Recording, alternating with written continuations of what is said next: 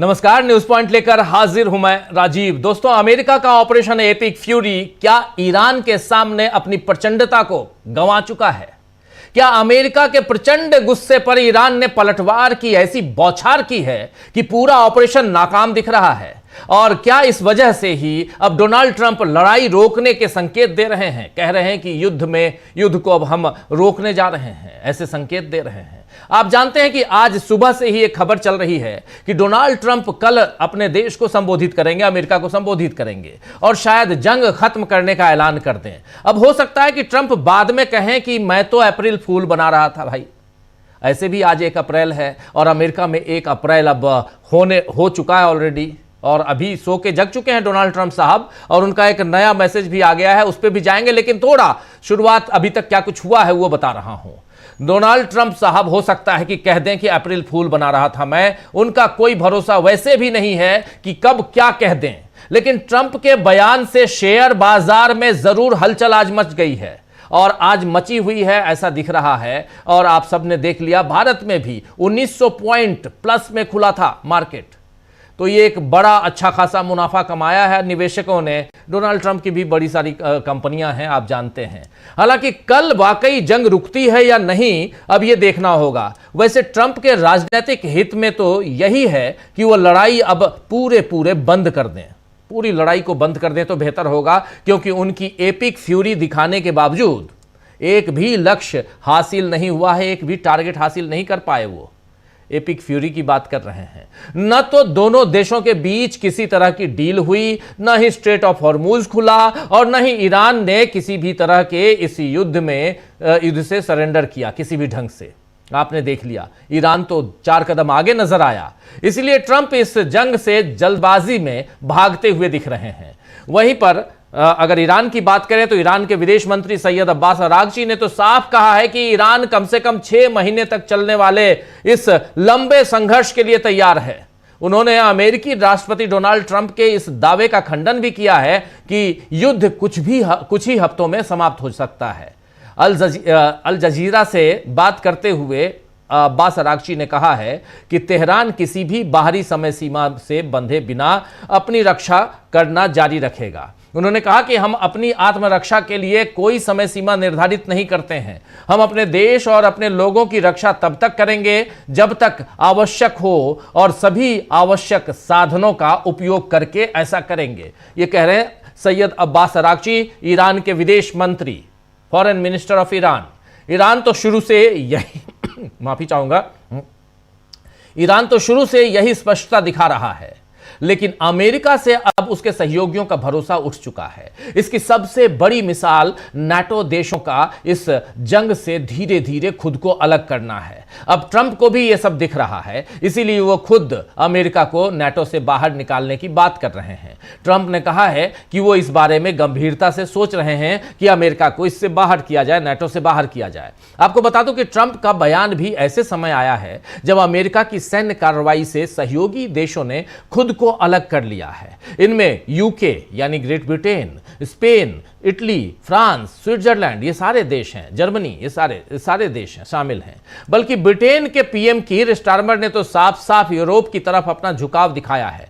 आज ही उन्होंने एक प्रेस कॉन्फ्रेंस की, कीर स्टारमर ने, ब्रिटेन के प्राइम मिनिस्टर, जिसमें उनसे जब पूछा गया कीर स्टारमर से, इस प्रेस कॉन्फ्रेंस में पत्रकार ने पूछा कि क्या ट्रंप के साथ उनके रिश्ते बिगड़ने के बीच वो यूरोप के साथ अपने संबंध मजबूत कर रहे हैं, यानी आप अमेरिका के साथ रिश्ता बिगाड़ रहे हैं और इधर यूरोप के साथ आप रिश्ते सुधार रहे हैं। ये रिश्ते बिगाड़ने और सुधारने की बात क्यों आई है आप जानते होंगे।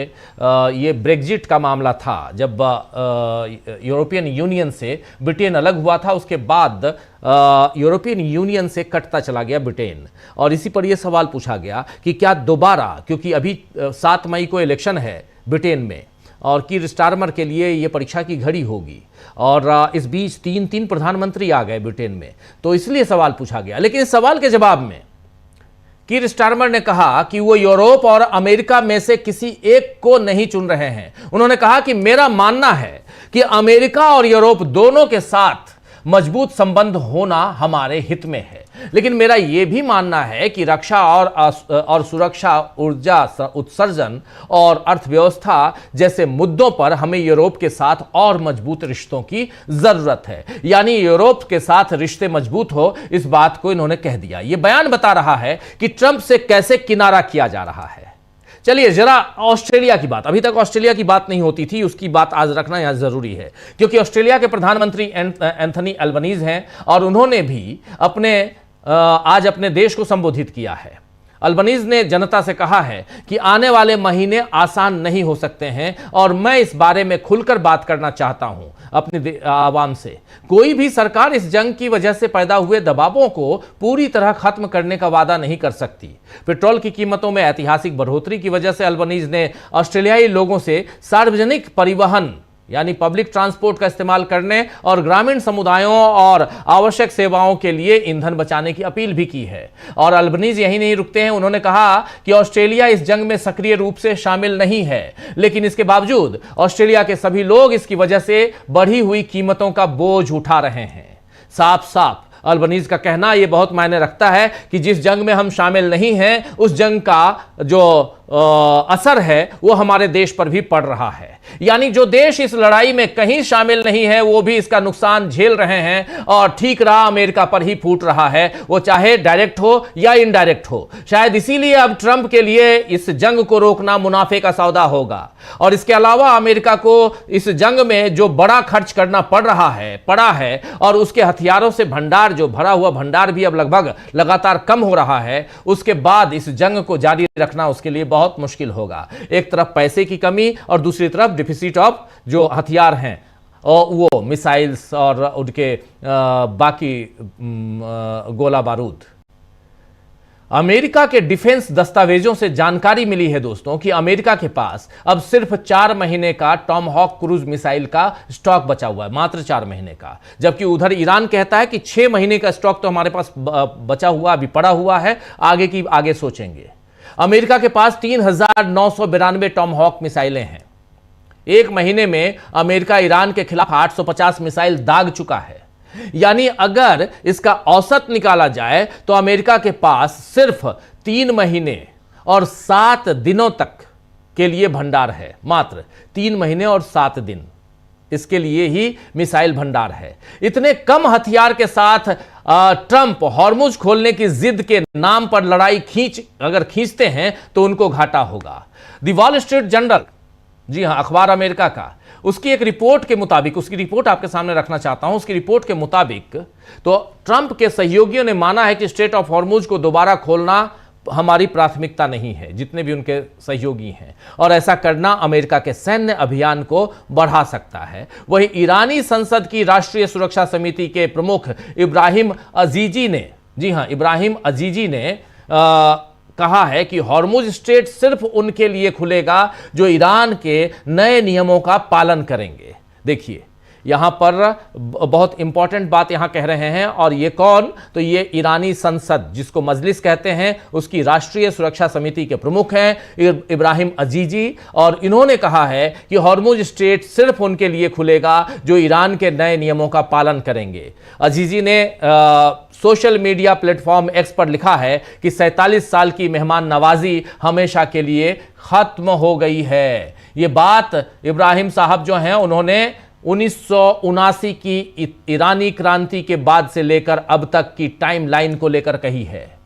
यहां पर इब्राहिम अजीजी ने आगे कहा है कि ट्रंप ने आखिरकार अपना सत्ता परिवर्तन का सपना पूरा कर लिया, लेकिन यह चेंज इस क्षेत्र के समुद्री नियमों में हुआ है। यानी साफ साफ कि आप सत्ता परिवर्तन कह रहे थे, वो सत्ता परिवर्तन आप ईरान में तो कर नहीं पाए, लेकिन समुद्री नियमों में हमने करके दिखा दिया है कि ईरान अब आगे हॉर्मुज के लिए क्या करेगा। दरअसल ईरान की राष्ट्रीय सुरक्षा समिति ने एक योजना को मंजूरी दे दी है और इसके तहत हॉर्मुज स्ट्रेट से गुजरने वाले जहाजों पर अब टैक्स लगाया जाएगा। हम लोग 3-4 दिनों से यह बात लगातार आप तक पहुंचा ही रहे थे। इससे अब ईरान को एक्स्ट्रा कमाई होगी, अतिरिक्त कमाई होगी और उसका मौका मिल रहा है जो उसे मैदान में टिके रहने में मदद करेगा। लेकिन अभी तो ट्रंप मैदान छोड़कर भागते दिख रहे हैं। क्या ट्रंप ने हार मान ली है? क्या ट्रंप ने मान ली है अपनी हार? जंग से ट्रंप का क्या सरेंडर हो चुका है? बहुत इंपॉर्टेंट बात यहां पे। बड़े हमले की तैयारी में यहां ईरान है कैसे, ये सारी बातें आप तक हम पहुंचाने की कोशिश कर रहे हैं इस चर्चा में। आइए अब चर्चा की शुरुआत करते हैं दोस्तों। और लेकिन इससे पहले चर्चा की शुरुआत करूं उससे पहले डोनाल्ड ट्रंप का एक नया मैसेज आ गया है, नया ट्वीट, जरा उसको ले आइए स्क्रीन पर। देखिए, सो के जग गए हैं महोदय, दुनिया के बादशाह कहलाने वाले कह रहे हैं कि ईरान के नए राष्ट्रपति जो अपने पूर्ववर्तियों की, नए राष्ट्रपति भाई कौन है जरा बता दें, वो तो पुराने ही हैं अभी तक, हम तो यही जानते हैं, डॉक्टर मसूद पेजिशकियान। लेकिन यहां कह रहे हैं ईरान के नए राष्ट्रपति जो अपने पूर्ववर्तियों की तुलना में कहीं कम कट्टरपंथी और कहीं अधिक बुद्धिमान हैं, ने अभी अभी संयुक्त राज्य अमेरिका से युद्ध विराम का अनुरोध किया है, यानी सीज फायर का अनुरोध किया है। हम हॉर्मुज जलडमरू मध्य के पूरी तरह से खुलने, मुक्त होने और सुरक्षित होने पर ही इस पर विचार करेंगे। तब तक हम ईरान को पूरी तरह से नष्ट कर देंगे, या जैसा कि वो कहते हैं उसे पाषाण युग में वापस भेज देंगे। ये कह रहे हैं डोनाल्ड ट्रंप साहब। सो के जगह एनर्जेटिक हैं, अभी उठे हैं, चाय पी रहे हैं और अब कह रहे हैं कि हम बर्बाद कर देंगे ईरान को। अब बर्बाद कौन किसको कर रहा है वो तो दुनिया देख रही है। चलिए हमारे तमाम साथी जुड़े हुए हैं, उनसे ही पूछ लेते हैं कि कौन किसको बर्बाद कर रहा है। देखिए, इस वक्त 6 वरिष्ठ साथी हमारे साथ जुड़े हुए हैं